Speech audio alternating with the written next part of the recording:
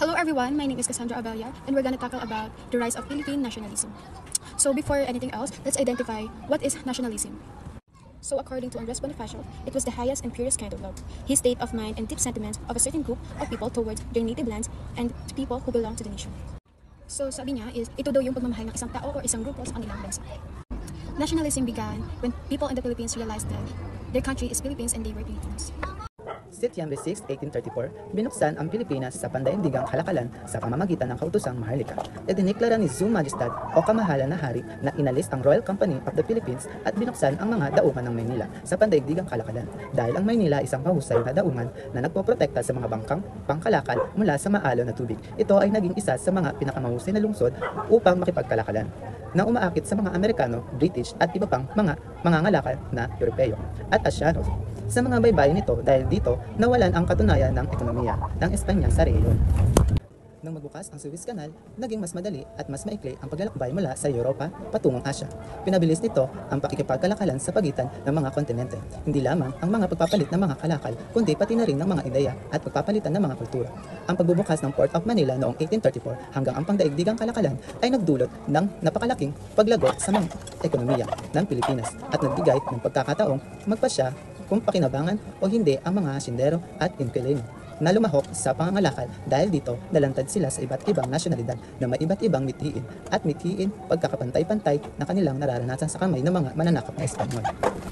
The political instability in Spain. Spanish government, like the other monarchy that has absolute power and has been threatened by liberalism. Ang patuloy na pagbabago sa gobyerno nagdulot na sobrang gastusin sa pamahalaan na naging dahilan na magsagawa ng karagdagang buwis sa kanilang mga mamamayan, na naging dahilan ng bankruptcy ng negosyo at ang pagkasira ng infrastruktura. Nagbago ang pamahalaang Espanyol at ipinatupad ang Cadiz Constitution noong 1812 at tumaas ang mga kaso ng korupsyon. Ang mga pangyayaring ito ay tumindi ang puot sa pagitan ng Pilipinas at Castilla.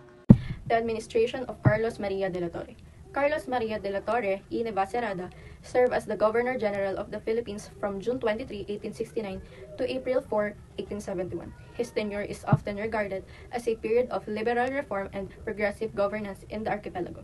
De la Torre is a Spanish soldier and politician, was appointed Governor-General following the Glorious Revolution in Spain, which led to the ousting of Queen Isabella II. Known his liberal views, he sought to implement democratic principles and reform during his administration. Also, De la Torre maintained close relation with the Ilustrados, a group of educated Filipinos. Advocating for reforms, he supported their aspirations for political rights and the secularization of parishes, which were then under the friar control. I will discuss the secularization issue in the Philippines was a conflict between the regular and secular. So upang maunawaan natin kung ano ba ang kahulugan ng terminong secularization issue nito, ay kinakailangan maunawain natin muna kung ano ba ang dalawang uri ng mga pari na matatagpuan natin sa simbahang Katolika. So they are the two key groups among the Roman Catholic clergy to the Philippines in relation to the secularization movement. So first, ang tinatawag natin regular or paring regular. So, ang mga paring regular ay tumutukoy sa paring relihiyoso, hindi nangungulugan na may mga paring part-timer o di kaya paring job order o di kayang paring contractual. Pag sinabi po nating paring regular, ito ay tumutukoy sa mga pari na kabilang sa mga religious congregation or mga religious order. So, meron silang tinatawag na rule na kailangan nilang sundin.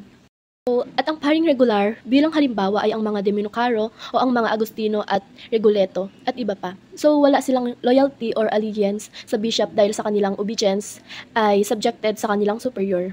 Kadalasan din tumutukoy ang mga paring regular sa mga cloistered na ang ibig sabihin nito ay yung mga nasa monasteryo or di kaya tumutukoy din ito sa mga paring di pinapadala sa mga mission upang magtatag ng panibagong parokya sa mga lugar na di pa nadadaanan ng Kristyanismo. At sa kabilang dako, ang mga secular naman ay tinatawag din natin bilang mga dayo, season priest, na ang ibig sabihin nito ay sila ang mga katutubo o ang mga natives na naka-assign sa isang local diocese. At ang kanilang obedience naman ay nasa kanilang local na bishop. At sa madaling sabi naman, ang mga paring regular ay yung mga doktrinero. Sila yung mga nag-expose sa mga native o sa mga bagong converts ng katuruan ng isang simbahang Katolika. So sa unang taon ng pananakop naman sa Espanyol, dito sa Pilipinas ay mauunawaan natin ang karamihan sa mga magiging kura-paroko ay ang mga Espanyol. mga paring misyonero. Pero sa issue kasi ng sekularisasyon, sinasabi na dapat ang role ng pagiging kura paroko o parish priest ay dapat nasa kamay ng mga natives o yung mga secular.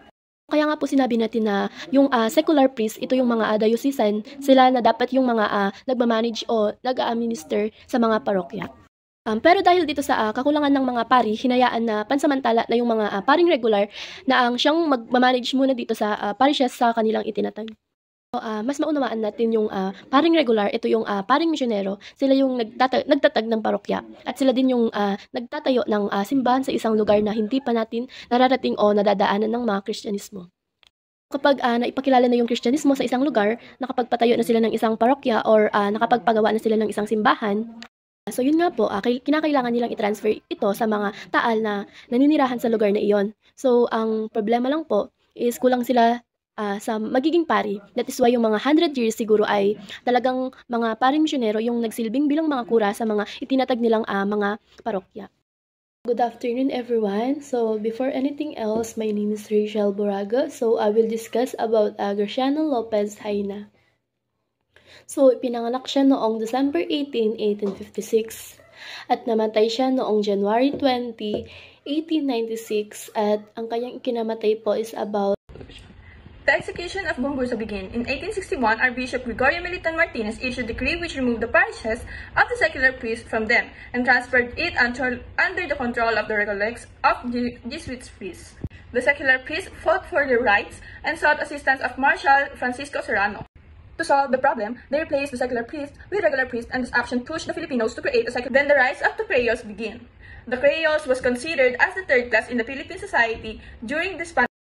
Their education gave them the idea about the good government, equality, and right of the people to overthrow the government. First wave of struggle. The first wave of struggle refers to the initial collective uprising by Filipinos against century of colonial oppression, which came to a head in the late 19th century. This phase is marked by events such as the formation of Katipunan, a secret revolutionary society founded by Andres Bonifacio, and the symbolic cry of Pugad Lawin, often also called the Cry of Bulintawak. During this event, Filipino revolutionaries tore up their cedulas or the community tax certificates to signal their break from the Spanish rule and readiness to fight for independence. Now let's move on to the reformist. First is Rizal. So, the greatest reformist in the Philippine society. The first person who thought that the Philippines was a nation and the Filipinos should be united and educated to reform their societies. So, kay Rizal is education talaga yung solusyon sa problem ng Pilipinas. So, yung education is ayun yung naging platform niya para ihayag yung mga nananakop sa Pilipinas, like Spaniards. At dahil doon, na-inspire yung mga Pilipino sa kapatakan nila. We all know that Rizal is matalino na bata pa at meron silang kaya pamilya. Si Marcelo H. del Villar, Plaridel, isang pangalang kasing kahulugan ng reforma sa Pilipinas. Ipinanganak noong 1850, namana niya ang talento niya sa kanyang ama na sining at ginamit ito bilang sandata. Patnugot ng La Solidaridad, ngunit nauunawaan niya ang kapangyarihan ng wikang bayan. Itinatag niya ang Diaryong Tagalog, ginawa ang reforma na abot kamay sa lahat. Matalas ang kanyang salita, nakakasakit ang kanyang sarkasmo, at ipinagtanggol niya si Rizal, hinamon ang pagkukunwari ng simbahang Katoliko ng walang takot. Siya at ang kanyang mga kapwa propagandista ay nagtanto na ang pagkakaisa ay lakas. Sama-sama, pinalakas nila ang kanilang tinig at humingling ng pagbabago. Namatay siya noong 1896, ngunit ang kanyang pamana ay nananatili. Ang mga salita ni Plaridel ay nagalab ng isang revolusyon. Ang kanyang katapangan, ang kanyang katalinuhan, isang patuloy na naaalala sa kapangyarihan na panunulat. Maraming salamat po. Alam niyo ba na bago pa man sumiklab ang Rebolusyong Pilipino, may isang samahan sa Madrid na lumaban para sa karapatan ng mga Pilipino? Ito ang Círculo Hispano-Pilipino, itinatag noong 1882. Ito ay binubuo ng mga Pilipinong ilustrado tulad ni Jose Rizal, Marcelo H. del Villar at Graciano Lopez Haina, kasama ang ilang Espanyol na sumusuporta sa reforma ng Pilipinas. Layunin nilang isulong ang pagkakapantay-pantay ng mga Pilipino at Espanyol sa ilalim ng batas. Isa sa kanilang pinakamalaking ambag ay ang pagsuporta sa pahayagang La Solidaridad, kung saan inilantad nila ang katiwalian at pag-aabuso sa Pilipinas. Ngunit hindi nagtagal lumina ang samahan dahil sa hindi pagkakasundo ng mga miyembro. Sa kabila nito, ang kanilang mga adhikain ay naging inspirasyon sa Rebolusyong Pilipino. Ipinakita nila na ang panulat at talino ay maaaring maging sandata sa pagbabago. Hanggang ngayon, ang diwa ng kanilang pagkikipaka ay patuloy nating isinasabuhay. At dito naman tayo sa La Solidaridad. Ang La Solidaridad ay isang pahayagang inilikha sa Madrid, Espanya noong 1889 ng mga Pilipinong reformista. Layunin nito ay paglalaban ng pantay na karapatan, kalayaan sa pamamahayag, edukasyon at representasyon ng Pilipinas sa gobyerno ng Espanya. Pinamunuan nito nila Graciano Lopez Haina, Marcelo H. del Villar at Jose Rizal. Kasama ang iba pang reformista tulad nila Mariano Ponce, Antonio Luna, ginamit nila ang pahayagang upang ilantad ang pang-abuso ng mga Espanyol at ipahayag ang kanilang hiling na reforma. Dahil sa kakulangan ng pondo, natigil ang La Solidaridad noong 1895. Ngunit nag-iwan ito ng malaking epekto dahil nagbigay ito ng inspirasyon sa himagsikang Pilipino noong 1896 na humantong sa paglaya ng Pilipinas. Kahit hindi makamit ang reforma, Ang La Solidaridad ay naging simbolo ng matalinong paglaban sa pamamagitan ng panulat at edukasyon. So, pag-usapan naman natin ang La Liga Filipina. Ang La Liga Filipina ay pinamunuan ni Jose Rizal at naganap ito sa bahay ni Dorotea Onghunco sa Laguna.